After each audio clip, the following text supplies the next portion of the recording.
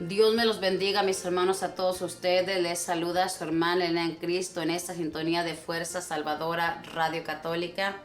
Le voy a compartir la historia de los santos y hoy vamos a conocer la historia de Santa Margarita de Cortoña, la mujer escandalosa que llegó a ser de muy buen ejemplo.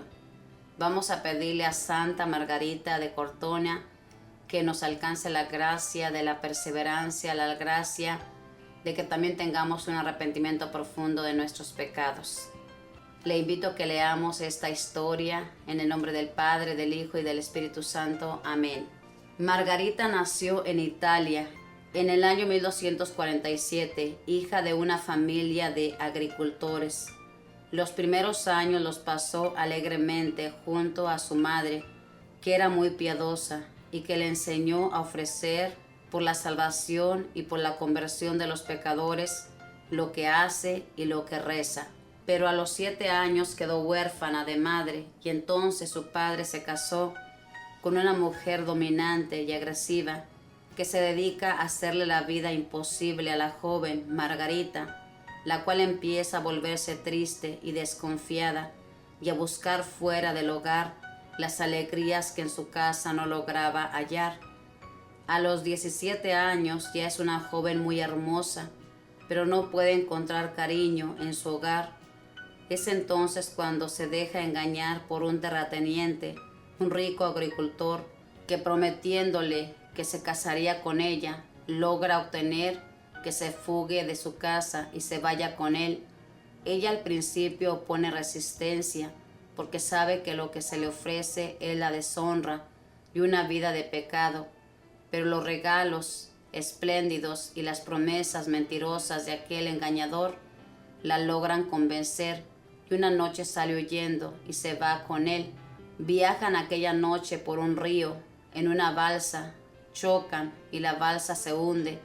Ella corre gravísimo peligro de ahogarse, pero su prometido logra salvarla nadando ágilmente. La joven considera esto como un llamado de Dios, pero en aquella hora pueden más las promesas del pecado que los avisos de Dios y sigue con aquel hombre. Son 8 años de pecado, de lujos, de fiestas y placeres, pero su alma no es feliz. Desea fuertemente volver a los tiempos antiguos, cuando aunque no tenía lujos ni fiestas ni honores, sin embargo tenía el alma limpia de pecado y tranquila su conciencia. Tiene un hijo que más tarde será franciscano, pero en su alma se libra cada día una violenta batalla entre su deseo de vivir en gracia y amistad con Dios y los deseos pasionales de su naturaleza humana. La gente la ve atravesar plazas y calles elegantísima en lujosas cabalgaduras, pero no imaginan que su alma agoniza de angustia. Para calmar un poco los remordimientos de su conciencia, se dedica a repartir limosnas entre los pobres. Una viejita agradecida le decía: «Gracias, señora, usted sí es buena persona». Le responde: «Por favor no diga eso, que yo soy una miserable pecadora». A ratos se retira a la soledad del bosque a llorar y allí exclama: «Oh Dios, qué bueno es poder hablarte, aunque el alma se sienta tan débil y pecadora. Te repito las palabras del hijo pródigo: he pecado contra el cielo y contra ti». Le ruega a su compañero que contraiga matrimonio, porque su alma no puede vivir tranquila en esa vida ilegítima, pero él le responde que prefiere vivir en unión libre todavía muchos años. Entonces ella ruega a Dios que le proporcione alguna solución y no se cansa de pedirle con lágrimas, penitencias y mucha fe. Una mañana su compañero se va al campo a visitar sus fincas. Por el camino unos sicarios guerrilleros lo atacan y lo matan a puñaladas y esconden su cadáver entre unas matas. El hombre no vuelve esa tarde a casa, pero su fiel perro llega al día siguiente dando aullidos muy lastimeros y tira insistentemente las faldas de Margarita, como diciéndole: «Por favor, sígueme». Ella lo sigue llena de afán y de temor de que algo grave le haya sucedido a su compañero. En el bosque, junto a un gran árbol, hay un montón de ramas, y hasta allí la lleva el perro fiel. Margarita mueve las ramas y encuentra el cadáver de su amante destrozado, con horrorosas heridas y empezando ya a descomponerse. Margarita siente en aquel momento como un relámpago la llamada del cielo a volver a vivir en gracia y en amistad con Dios. Estalla en llanto por la tristeza de ver muerto allí aquel hombre y por los terribles remordimientos que atormentan su propia conciencia. Pero recuerda que el Padre Celestial tiene siempre abiertos sus brazos bondadosos para recibir a todos los hijos pródigos que quieran volver a su divina amistad, y que Jesucristo nunca rechaza a las Magdalenas que quieren arrepentirse y cambiar de comportamiento, y con todas las energías de su alma se propone darle una vuelta total a su vida. Bien sabe que mientras que vivamos en esta tierra nunca es tarde para convertirse y lograr salvarse. Margarita no es una mujer de medias tintas. Cuando se decide por algo lo hace con todas sus fuerzas. Así que lo primero que hace al volver del funeral de su amante es devolverles a los familiares de él todas las fincas que el hombre tenía. Vende luego las joyas y los lujos, y el dinero obtenido lo reparte a los pobres, y ella se dispone a seguir viviendo en total pobreza. Se va con sus hijos a casa de su padre, pero la madrastra no permite que sea recibida allí, pues la considera una mujer escandalosa y no cree en su arrepentimiento. Entonces, sentada bajo un árbol, se pone a llorar y a pensar. Los enemigos de la salvación le dicen: eres hermosa, tienes apenas 25 años, lánzate a la vida, que amores no te han de faltar. Pero mientras reza, siente que el Espíritu Santo le inspira esta idea: ¿por qué no ir a la ciudad de Cortona, donde están los padres franciscanos que son tan amigos de los pobres, y pedirles que me ayuden? Y hacia esa ciudad dirige sus pasos.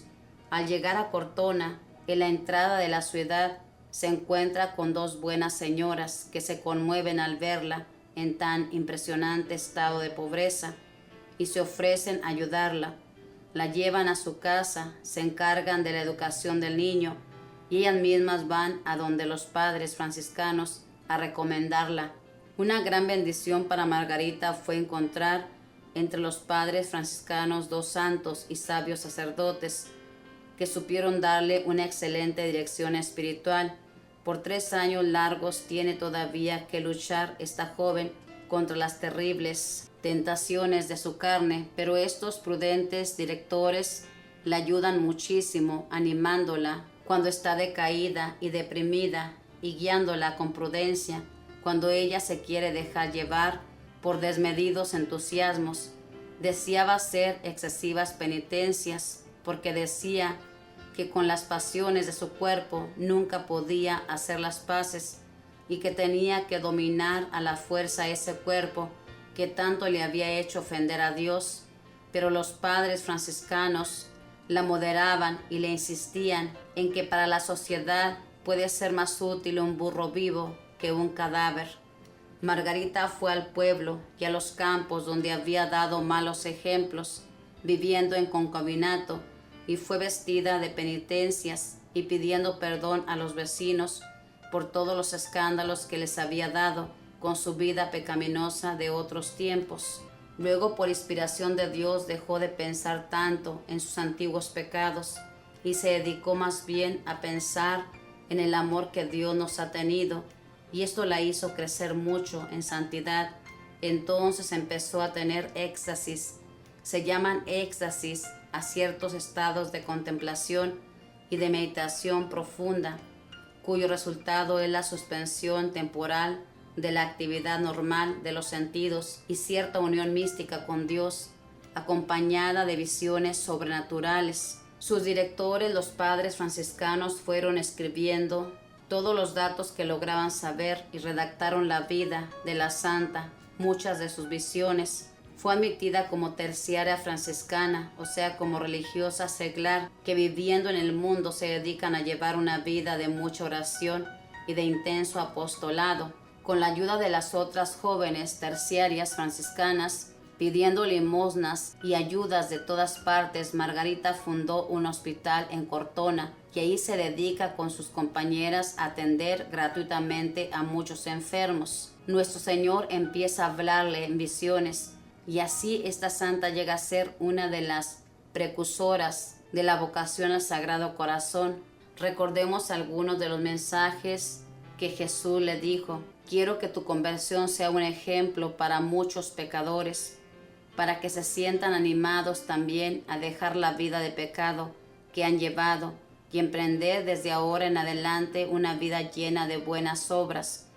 Deseo que todos los pecadores de todos los siglos recuerden que estoy dispuesto a recibirlos con los brazos abiertos, como el Padre recibió al Hijo pródigo. Cuando le asaltaban las angustias al pensar si Jesucristo le habría perdonado todas sus maldades, oye la voz de nuestro Señor que le dice: ¿por qué he muerto en la cruz? Por salvarte, por eso te perdono todas tus culpas, sin dejar ninguna que no quede perdonada. Otro día le dice nuestro Señor: glorifícame y yo te glorificaré, ámame, ámame y yo te amaré.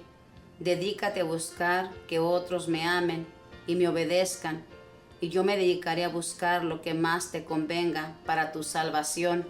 En sus últimos años, Margarita recibe el don de obrar milagros y se dedica a continuas penitencias.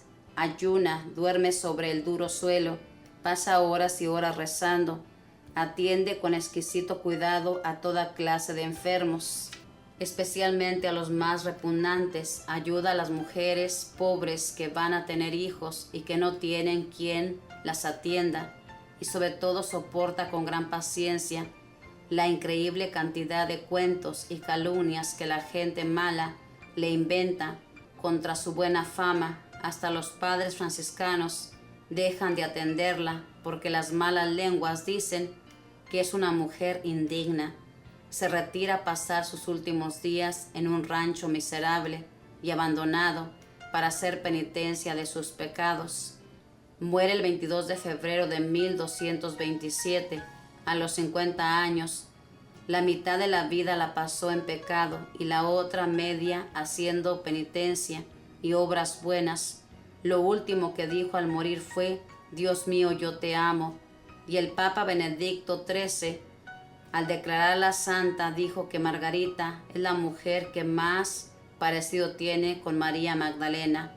Santa Margarita, la convertida, pídele a Dios que nosotros también logremos convertirnos. Nuestro sacrificio más agradable para Dios será el arrepentirnos y convertirnos de nuestros pecados. Ese es el sacrificio más agradable, que nos convertamos, que nos arrepentamos de todos nuestros pecados. Como usted puede escuchar, esta mujer no era nada santa, era una pecadora, pero esta pecadora conocía a Dios. Y esta mujer dio escándalo viviendo en unión libre. Pero aunque estaba en unión libre, ella no era feliz porque conocía a Dios. Sabía que cometía pecado. Yo le invito a que, si usted está viviendo en Amaciato, arregle su situación. No esté cómodo, cómoda con esa situación. Trate de buscar la gracia de Dios para que tenga esa fuerza y tenga esa gracia de Dios. Dios no quiere que usted viva en el pecado. Esta mujer suplicaba a Dios que le ayudara. Y fíjese bien, Dios se llevó a esta persona. Dios es misericordioso y Dios siempre tiene piedad de los pecadores. Así que Él quiere que todos vivamos bien, pero tiene que esforzarse. No puede decir: yo voy a vivir así porque así quiero vivir, porque nada va a pasar. No, porque nuestro Dios le va a pedir cuentas. El día que cierre sus ojos, le va a pedir cuentas por qué no arregló su situación. Claro está que si tiene una situación difícil, Dios entiende. Pero por favor, haga esto. No viva de esta manera, porque usted no sabe en qué momento la muerte le puede sorprender y va a tener ese pecado. Mejor evite ese pecado y seamos buenas mujeres también nosotros. Esta mujer, fíjese bien cómo los enemigos del alma, una vez que ella dejó todos los lujos, todo lo que tenía por seguir a nuestro Dios, le decían: anímate, sigue, no te van a faltar amores, pero el Espíritu Santo está obrando en ella grandes cosas. Y el Espíritu Santo la llevó a las puertas de estas mujeres, que Dios siempre pone personas dispuestas a ayudarnos. Yo le invito a que rece, no se canse de rezar. Tal vez diga: es inútil rezar porque Dios no me escucha, como solemos decir, pero nuestro Dios está escuchando y Él va a poner todos los medios y todo lo que nosotros necesitamos para alcanzar lo que estamos pidiendo. Así que a rezar y a pedir dirección y a buscar hacer la voluntad de nuestro Dios para que nuestro Dios se manifieste grandemente. Fíjese bien, esta santa, de ser una gran pecadora, el Sagrado Corazón le reveló muchos mensajes. Uno de los mensajes le dijo que su conversión fuera un ejemplo para todos los pecadores de todos los tiempos. Y esto nos anima a todos nosotros a cambiar. Sí se puede, y Dios siempre perdona. Y si usted tiene un pecado y cree que Dios no le ha perdonado, si ya lo confesó, crea que Dios le ha perdonado. Esta santa también vivía muy angustiada por los pecados del pasado, como muchos de nosotros. Deje todo atrás. Nuestro Dios no es como nosotros. Nosotros no sabemos perdonar, pero Él sí perdona de corazón. Le invito a que sigamos leyendo Vida de los Santos. Acompáñenos para aprender de estas vidas y imitar con la gracia de Dios el ejemplo de estos héroes de la fe que tenían un inmenso amor hacia nuestro Dios. Que la Madre del Cielo le proteja y que los ángeles cuiden todos sus pasos. Bendiciones.